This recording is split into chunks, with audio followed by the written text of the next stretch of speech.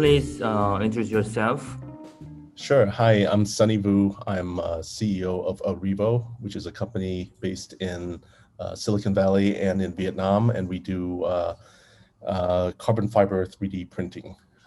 So that's what I'm doing right now, but I've been an entrepreneur all my life.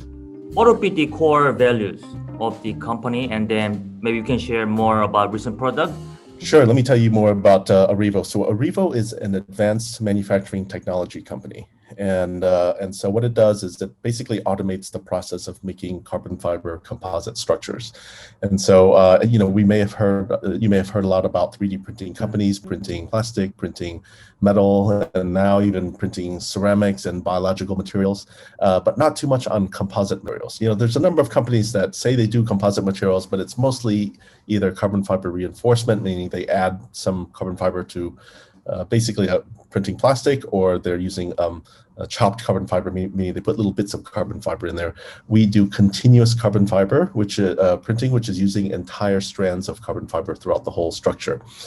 And so what that does is it enables us to make really strong structures that are very light, because carbon fiber composite materials are some of the lightest and strongest materials in the world. In fact, on a strength to weight ratio, it's 15 times stronger than titanium. And so it's a really great material, but it's really expensive to make these structures. The material actually isn't, it's expensive, but it's actually how complex it is to make this stuff that makes it expensive. So that's what we do right now. And so we've done a number of different products to kind of show what we can do. So we've done the Superstrata, which is a carbon fiber composite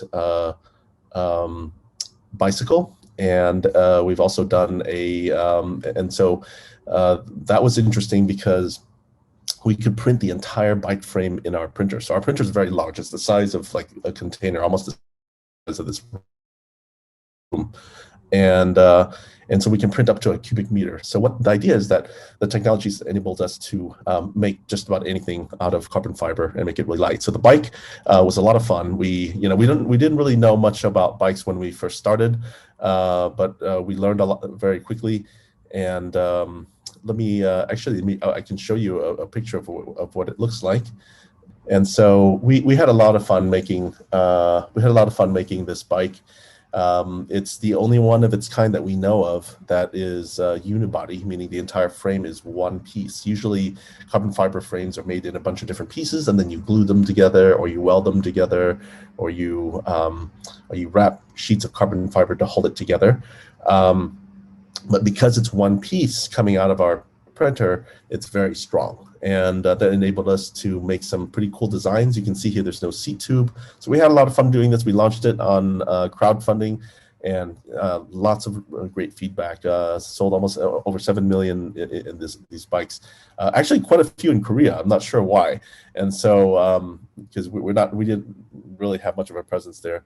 And then recently we launched a product called the Scotsman. So we decided, let's try something else. Now this is a much more niche market, a much smaller market, because people don't even know what this is. But it's an electric scooter that you can just ride around town in. Many cities, you see these being shared. And so we decided to print something like this. And so there's a number of countries where this is legal, and I think people like using them. I believe Korea might be one of those countries. And we got some orders from Korea, for not sure why, but we're just excited that people like the product. And the main thing here is we were able to make something that is a big scooter, so like a shared scooter class, but have the weight of a small scooter. So it's actually so it's very comfortable and safe, and just easy to ride. But it's because it's carbon fiber, it's really light, so you can carry it around. Because a lot of the lighter, smaller scooters they're more like toys. It's not something that'd be really comfortable to ride around a town in. And so we're using these just to show what we can do. Our business is primarily to make these kinds of structures for other companies. So like if other bike companies or a number of aerospace companies have asked us to print stuff for them, car companies, that kind of thing.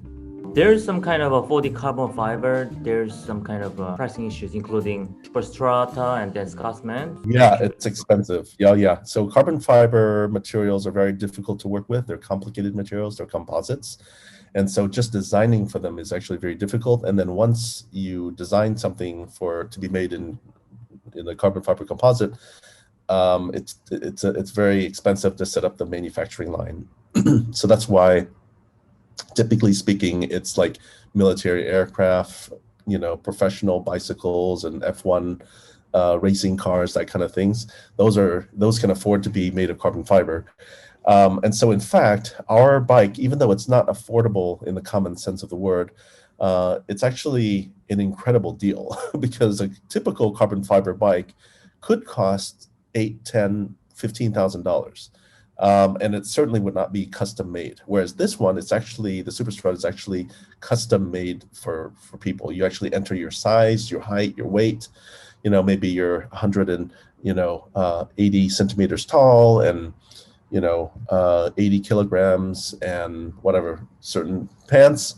And then we actually compute the frame and print it for you. So for $2,800, that's the retail price now of the bike, $2,800. That's it's actually a very good price. But like I said, it's not affordable in the common sense of the word. It's not like it's $200 or something. Same thing, the scooter, it's expensive, but it's the world's only carbon fiber scooter. So if you want something nice and high end, this is probably the way to go. But there's certainly much more affordable scooters out there. What messages do you want to deliver to the world? When I first joined the company a year and a half ago, I was trying to figure out what is it that we're trying to do. If it's just to make another dollar, there's lots of places you can do it. There's probably easier join some internet company or a tech company, you'll probably do better. But the thing that was interesting about Arevo is that it's finally kind of democratizing the production of something that is otherwise very expensive, but it's actually very good for the world because it actually makes the world lighter. Because if you can make anything out of composites, carbon fiber composites, then you can make it lighter. And so we've printed a number of things. We've printed some for our aerospace partners. Airbus is an investor, for example, that we have. And so we printed stuff for these companies and have 40, 50, 60% weight savings and more strength, and so it's a win-win for everybody because now they have something that's lighter and that way surpasses their safety requirements. And so, so that means larger payload, less use of fuels, more energy efficient transportation and delivery. And so it's actually, so our mission is to lightweight the world. How cool is that? If we can do that, and just use less energy, carrying people and cargo around, then, I think that's a good thing. What would be the kind of your motivation or background to join this company? That's right. I've been an entrepreneur all my life. I've started my own companies and sold them. Like I did with Misfit Wearables. We had some great times together with Be Success and your event. I mean, that was actually really important for us to come to Korea. It was your event, so we're very grateful for that. And so those were, yeah. Well, no, it was good to be there. So those are good times. Now, and over the last 5 years, I've been we've been investing out of our family office, our very small family office, in a number of deep tech companies, a lot of material science, food, biotech, semiconductors, that kind of stuff, hard tech stuff that's really going to be a lot of fun to learn and to learn about, not just to invest in. And then when we came across Arevo, which really is a combination of advanced software technology, material science, and robotics, all to fulfill the mission of making the world lighter. We decided to invest, but then when I heard that they were looking for a CEO, I said, you know what, maybe we'll do this. This will be the first time I'm actually working for someone else's startup. So it was really an honor and opportunity for me to be a part of the company. And so as a family, we've gone all in with this, and so one of the biggest changes we did was that for a long time, similar to other 3D printing companies, the business was selling 3D printers. Okay.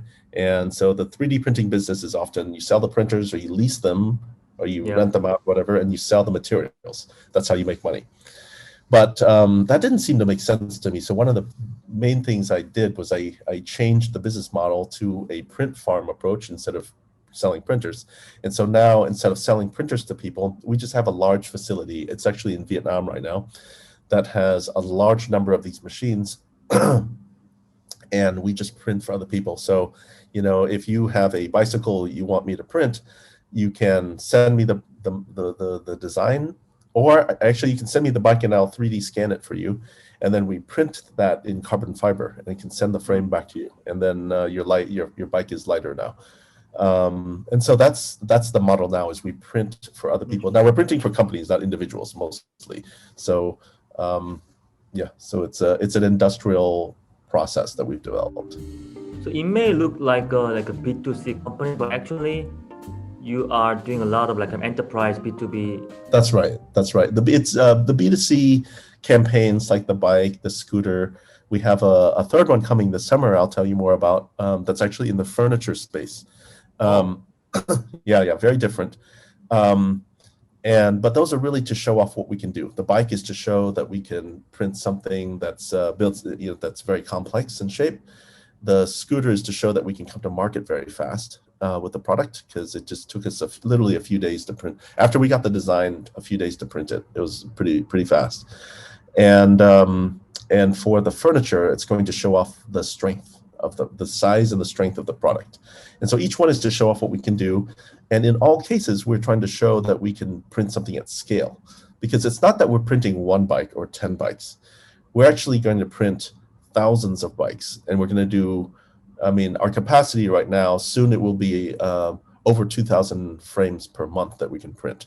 So it's truly industrial technology, not just, a lot of 3D printing stuff is for prototyping, because they're not very fast, or they're a bit too expensive to compete against the usual technology, or they're just too small. Most 3D printers can only print the size of a shoebox, and so this is really a different kind of business. It's really an advanced manufacturing technology business. How do you deal with the strong pressure? I think I'm generally reasonably resistant to stress, just as a person. I'm not usually don't get stressed out that much, but honestly, I lean on my team members. We've got a great team, and it's about delegation. And then, ultimately, every problem is my problem, but it's their problem first. So they're usually the ones who have to deal with pressure. So if anything, I'm the one they have to lean on to cry on. So, but the other thing is, I just have other friends who are founders who I can talk to. And so it's really nice to have a network of founders, because I really think founders have a very, I'm not a founder of this business, but I feel like I'm in a founder-like position here. Yep. And I feel like we often have problems that no one else has in this world, and so it's nice to be able to share with other entrepreneurs. What do you want to own as an entrepreneur in the end? Well, let me just say that what's important to do. I think at this point in our lives at our family, it's less about making a career and money and whatever, and more about doing something that's really meaningful. I think that's going to be something that I think most of humanity will be struggling with in the decades to come, as robots do our jobs and software does our job, right? We're going to be struggling with meaning. And so I think, I feel like I'm just doing, that's what we will struggle with maybe sooner than anyone else, than other people. And I think that's why Arevo's fun, because, do we have to do this? No, not really, but we do have to do it, because if we don't do it, the world won't see this technology and won't have this benefit. Most of our work at the family office, 70% or so, is for climate change reversal technology. Mm-hmm. And so a lot of it is dealing with that. So this is making things lighter is definitely one way of addressing that. For the people who has not actually achieved kind of financial freedom, so how's your like journey is like? What do you kind of advise? Share your story. Yeah, no, that's a great question. Honestly, I think financial freedom may be a little overrated. Okay, but I will say one thing is that one can be financially independent much sooner than one thinks. So I really think we just don't need a lot of stuff in this world. We don't really need to experience all of the things that we think we need to experience in this world. I think just having I mean, I think living simply, living below your means, and doing things, focusing on relationships, doing things that give you a lot of a sense of meaning and purpose. All of that's very cheap, you know. So at least for us, that's all what we've tried to focus on: meaningful relationships, because you can't make old friends, okay? And doing things that are meaningful to you and give you a sense of purpose, like I said, doesn't cost much money. And so I don't think things have really changed that much for us. Yeah, maybe, buy a nice watch every once in a while, or eat a nice dinner, nicer than I would normally in the past. But we've lived fairly simply, and I just encourage all entrepreneurs: cut your burn rate, cut your company's burn rate, cut your personal burn rate, keep it low, so you're not beholden, you're not a slave to money, and you can do that right now. And even after you make a bunch of money, by the way, it comes with a lot of burden, because people people have a lot of, oh, you have a lot of money, you should give it to me. There's a lot of, and hey, I'm your third brother-in-law, whatever, I'm thinking, can you lend me some money to buy this car? And so I just don't, I think just live simply, and starting now. What are the things that you do every morning as a routine? Well, first thing I do is I read my Bible, but and I right. Yeah. So but one of the things that I do, so I do my push-ups, so cool. yeah. So I have a group of guys. Well, I mean, we've taken a break, but for a long time I was doing push-ups with my group of guys on WhatsApp, and so we would Really? tell how many we do. Yeah, and that was really great, because it was a great way to keep accountability with each other. But whatever you do, the first thing you do in the morning probably should not be to check your email and your Kakao messages. Don't do that. Yep. That'll come. So I turn off my notifications mostly, except for emergency ones, unless my wife needs me. But email, text messages, Instagram messages, it's like a never-ending flow. You just jump in the river when you need to, and then you get out when you need to. But don't let that guide your life. How do you increase the kind of human potential for your employees or of your team members? One of my favorite topics. I think maximizing human potential, that's one of the greatest things that a company can do. And it starts obviously with your employees. And I'll say it's hard, because on the one side, it's high pressure. You got to, especially in a startup, you have to work with very unreasonable goals. Like as a startup, you're constantly asking yourself and your team members to do unreasonable things, while at the same time, you desperately need to invest in them and make sure that, one, you have to care, and two, you have to make sure that they know that you care. And that's about investing time into those relationships, investing into training and development, making them stronger and better, whether that's mentoring, or whether that's giving just actual learning opportunities. And so, one of the most important things to do as leader in a company, and one of the hardest things to do, is one of the things we do specifically at Arevo is, we go to places like Vietnam. This is where I'm from originally, and we in terms of maximizing human potential, we don't always go on resume. There are people who might come from a underprivileged province or family background. They didn't go to a great school, but you talk to them and you could sense that they're full of fire and they're ready to go, and they just need a chance. And I love giving people like that chances, because it works out well, and it works out really well. It doesn't always work out, but when it works out, it's awesome, because that you made that it wasn't you, it was all of their hard work, but their potential was maximized. You may find someone who already got a potential to grow by themselves, right? Yeah, it's really just about opportunity. Some people have that drive, and you can sense it when you talk to them. and there's just some direction needed. And in fact, I mean, the company gains a lot more from that. I mean, you want to surround your people, you want to build your company on the pillars of these people, not, entitled people who went to fancy schools and never had it hard, Yep. like, What are you fear of the most and why? let's see here. What do I fear? They say you can't be courageous unless you're scared of something, right? And so are we scared of things all the time? I mean, as an Yep. entrepreneur, I think uncertainty and change are table stakes. That's like the only thing certain, I think, about entrepreneurship and startup life, especially deep tech, is uncertainty and change. So that's the certain thing about it, right? And so I've become not too afraid of that. I think not actually being able to make a difference at a high level, but is one thing. But at a practical level, what that means is just not getting to product market fit. That's probably not having product market. I mean, in the context of a startup, not having awesome product market fit is probably the thing you should be most afraid of. Makes sense. Just, yeah. Which event or which cases or which activity fundamentally changed from past you to the current you? Well, first of all, I think having kids is probably a big one.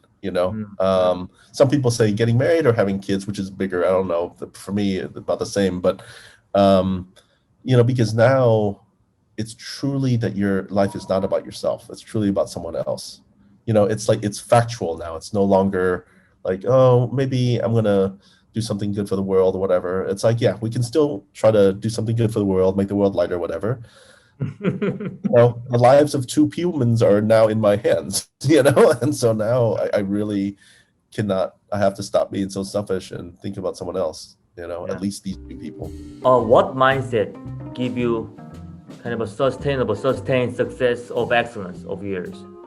There's one thing that I remind and encourage my team members, and this is the notion of standalone excellence. Okay, and that is, and what I mean by that is, you just have to do your job. In the eternal words of Bill Belichick, he said, "Do your job," and that's actually the best advice I feel like I've ever gotten. Not that I know him or anything, but it's like, just do your job. And that means that if you are a designer, you need to design something that's so beautiful that people want to buy it, even if it doesn't work. We did that with Shine, with our activity tracker. Although of course it worked. Honestly, you can argue how well it worked, but it certainly was beautiful. And if you're an engineer, you need to make something that works so well that even if it's ugly, people buy it. Okay. And then as a salesperson, you need to sell the product, even if it's a terrible product.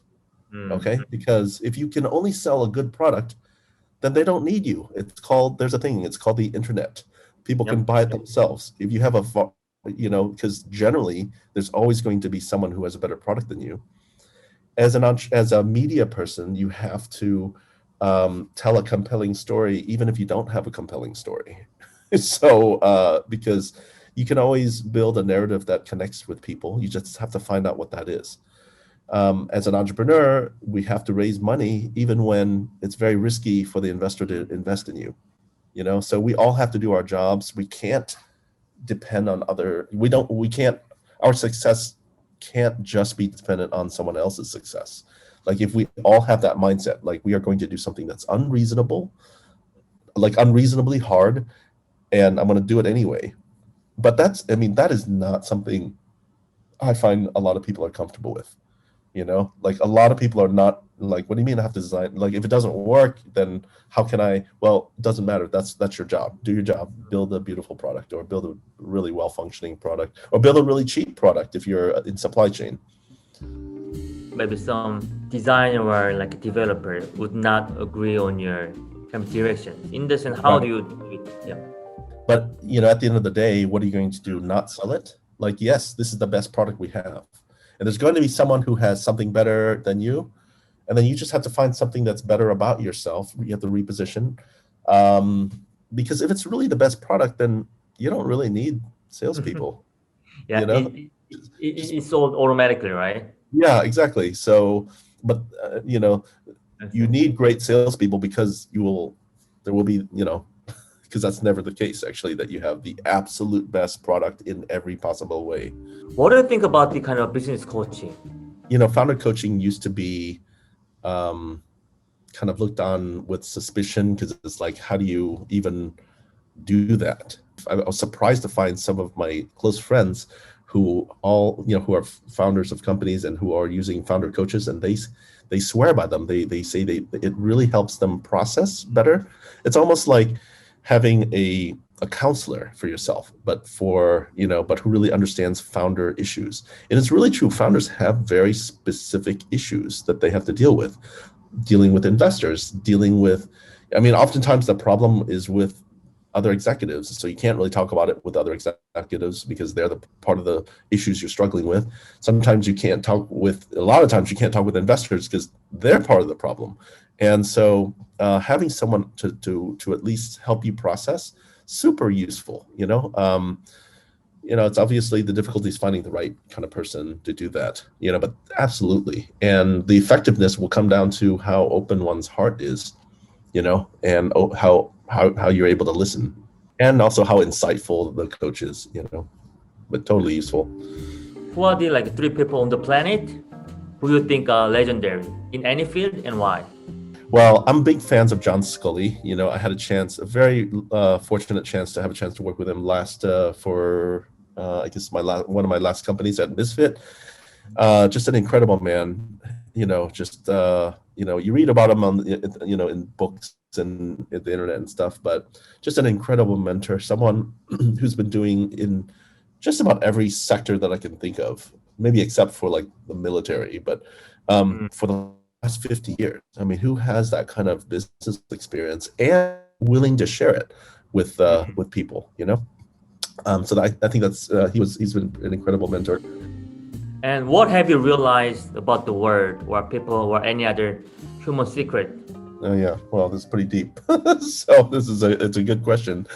I think there was a study that I really love, that I really enjoyed reading about. It was the Harvard study of happiness and contentment, and they Mm-hmm. followed, I think, 900 students from the 1930s from Harvard Mm-hmm. over the course of, I think, 80 years, like a long time. I mean, a number of them died. Some became presidents. Some were paupers, and all sorts of people in between, CEOs of companies. And they asked them like what, and throughout this whole time, they tracked their level of contentment, their happiness levels.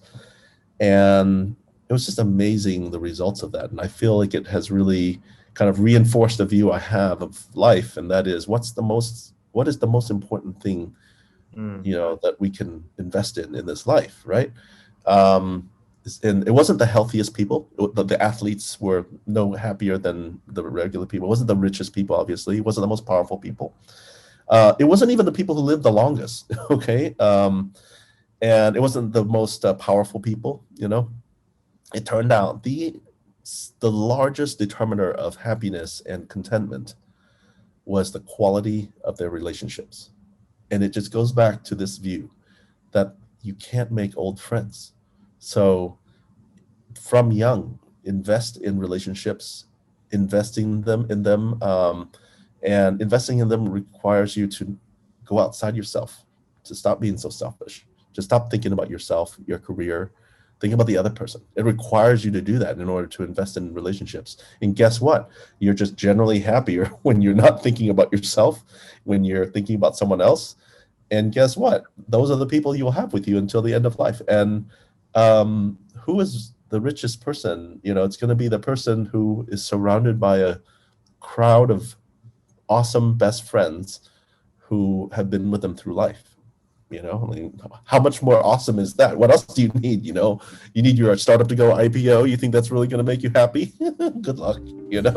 So, can you please share about your words or wisdom to those early founders who want to be a successful or better version of the founder? I mean, if there's anything I've learned, if there's one skill that is really important for founders to develop, because whether you like it or not, using this skill, you will have to use it pretty much every day. like all the time. And that one skill is sales. Okay, Mm. that is the most important skill to develop.